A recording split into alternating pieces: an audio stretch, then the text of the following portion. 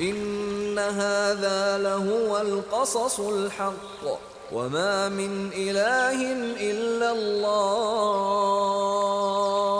وإن الله لهو العزيز الحكيم.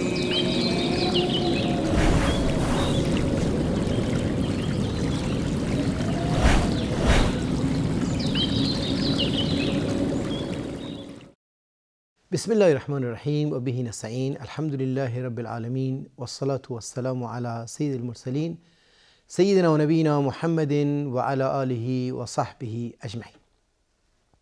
با عرض سلام و وقت بخیر خدمت همه شما بینندگان عزیز و محترم در برنامه قصص الحق.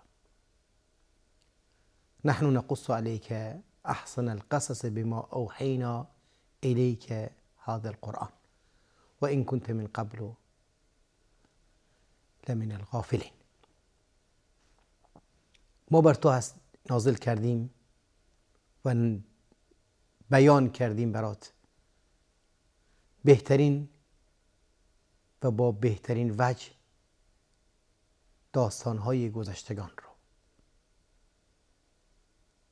تو قبل از این هیچ معلومات و علمی نداشتی. ما کنت تدری ما الکتاب ولا الایمان. نمیدونستی که کتاب چی هست، ایمان چی هست. نه مبانی فکری و اعتقادی رو در اختیار داشتی و نه هم منابع علمی و ادبی رو در دست داشتی.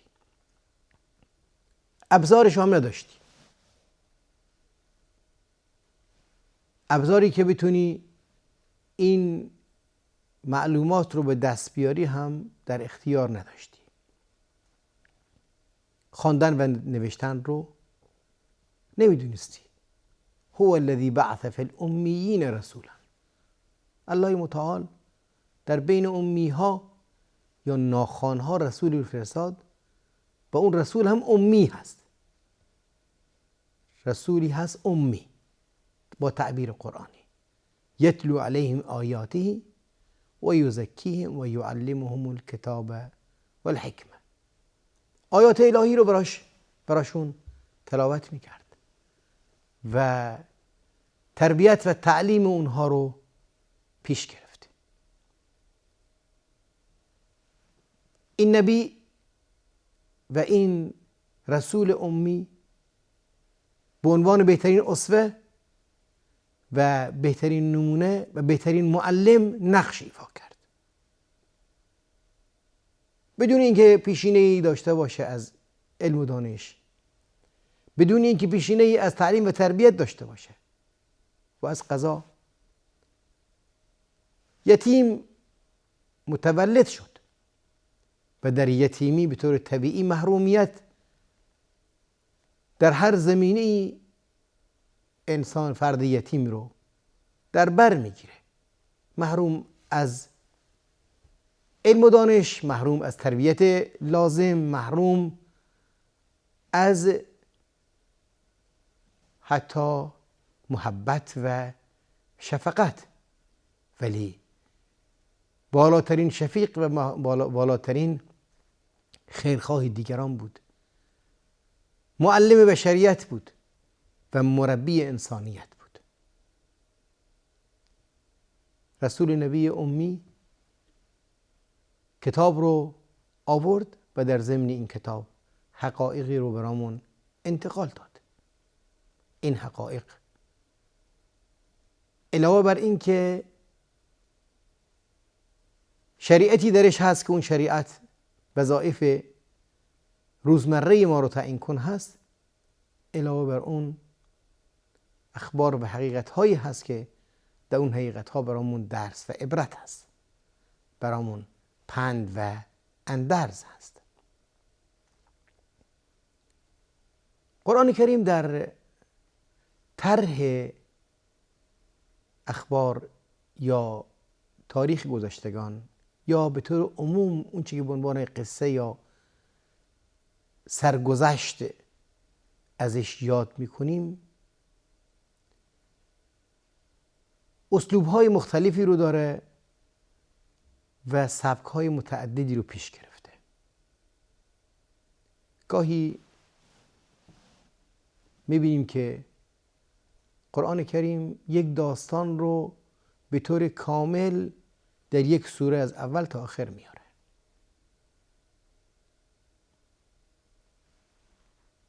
داستان حضرت یوسف در سوره یوسف، احسن القصص، از ابتدا تا انتها سوره یوسف یک داستان هست با بهترین وجه و با پیام‌های بسیار عدیدی که در زندگی هر انسانی اون پیام‌ها رو باید مد نظر قرار بده و در هر عرصه‌ای از زندگی قابل اجرا هست. گاهی هم می‌بینیم که داستان یا زندگی مرتبط هست با صحنه‌ای از صحنه‌های زندگی قومی از اقوام مثل بنی اسرائیل. یه صحنه کوتاهی رو قرآن کریم میاره در ضمن یک سوره، اون صحنه رو یادآور میشه و درس و عبرت‌های معینی رو در ضمن اون صحنه میذاره. اصحاب سبت، افرادی که در روز شنبه با حیله و با نوعی دور زدن حکم شرعی بر سر خودشون عذابی از عذاب الهی رو باعث شدند. یه صحنه از زندگی بنی اسرائیل هست در یک موقعیت معینی در قرآن کریم، البته گاهی به طور مکرر هم میاد ولی با اسلوب‌های مختلف. گاهی هم قرآن کریم داستان‌هایی رو برامون میاره که اون داستان‌ها صاحب اون داستان اصلاً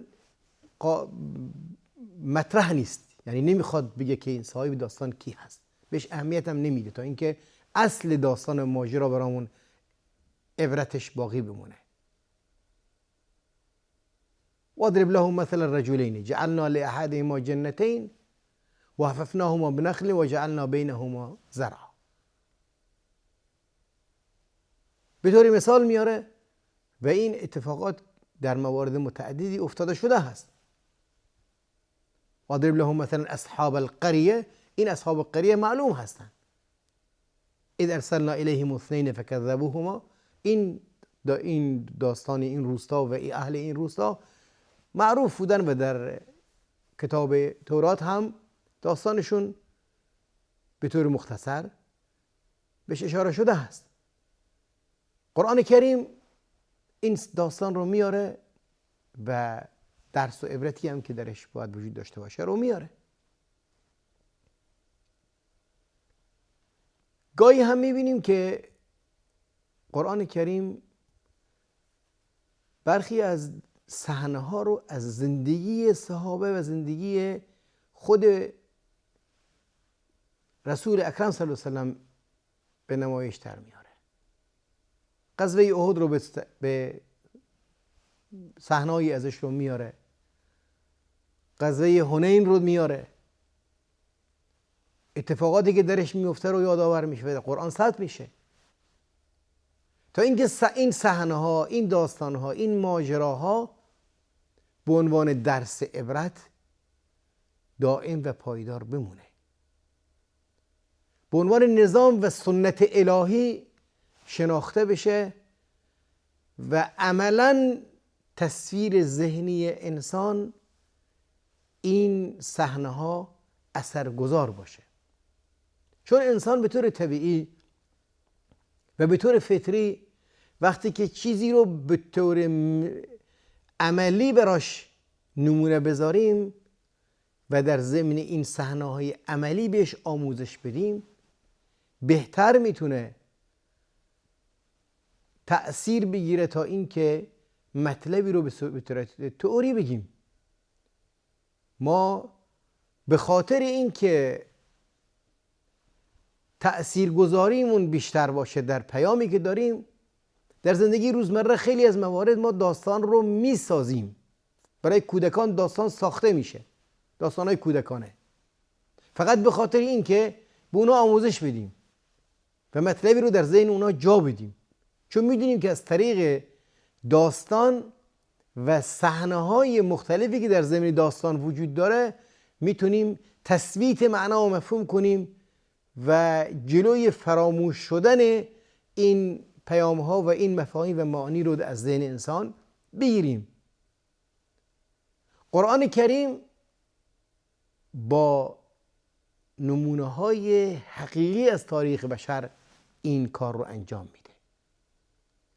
اگرچه به ندرت مواردی هست که مثال میاره، مثالی که به طور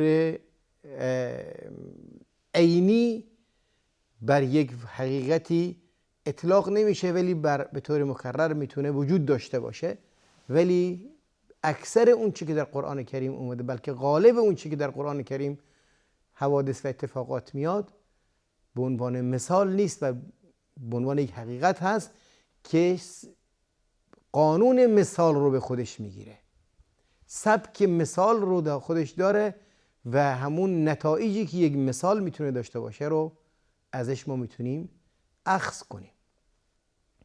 این صحنه‌های تاریخی در ضمن حیات صحابه پیامبر اکرم صلی الله علیه و سلم هم باز حقایقی هست که برای ما پیام‌هایی داره و صحنه‌های مختلف در قیامت که اتفاق خواهد افتاد و برامون باز به صورت داستان حقیقی ترسیم میشه. اذ یتحاجون فی النار، اونگاه که در داخل آتش اهل جهنم با هم دارن درگیرن، گناه خودشون رو به گردن همدیگه میندازن. اون صحنه رو میاره برامون، به نمایش در میاره. صحنه های مختلفی از قیامت که به همین صورت سوق داده میشن. اهل ایمان به سمت جنت و نعوذ بالله اهل جهنم به سمت جهنم، اونجا به نمایش گذاشته میشه.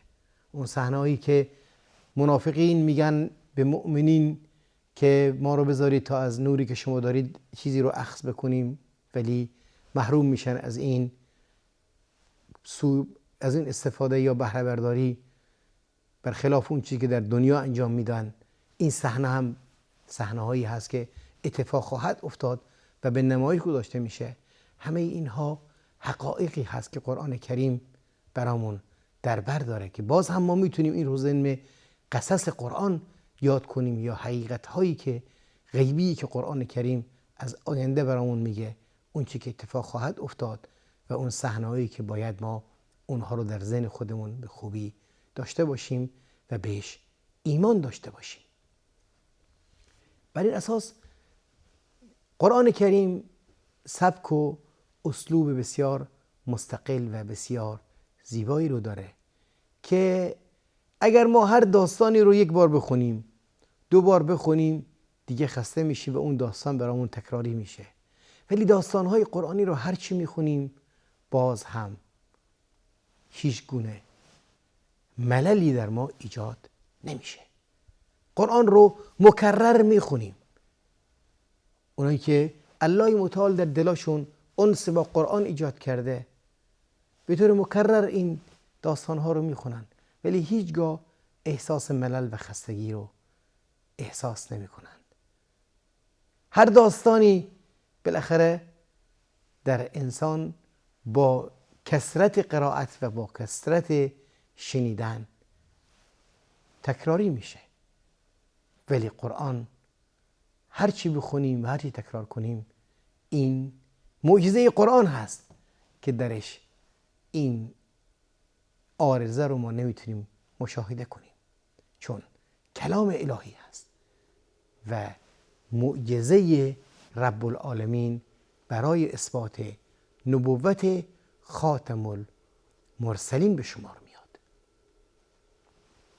بر این مبنا هرچی ما در ارتباط با داستانهای قرآنی مطالعه کنیم و بررسی کنیم و تأمل کنیم هیچگاه نخواهیم تونست حقشو ادا کنیم. و یکی از ویژگی های دیگری که باز هم در داستانهای قرآنی وجود داره این هست که علاوه بر این که ما خودمون با قرائت و تلاوت خودمون تکرار میکنیم، خود داستانها و صحنه‌هایی از این داستانها هم در سوره‌های مختلف تکرار شده است. ما صحنه رسالت و نبوت حضرت موسی رو در قرآن کریم به طور مکرر داریم. اونجایی که حضرت موسی در محضر حاکمیت وارد میشه و دعوت رسالت خودش رو عرضه میکنه، در قرآن مکرر میاد. صحنه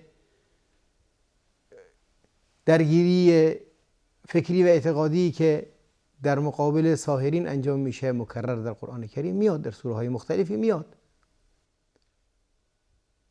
صحنه هایی از زندگی بنی اسرائیل در خیلی از موارد قرآن کریم مکرر میاره.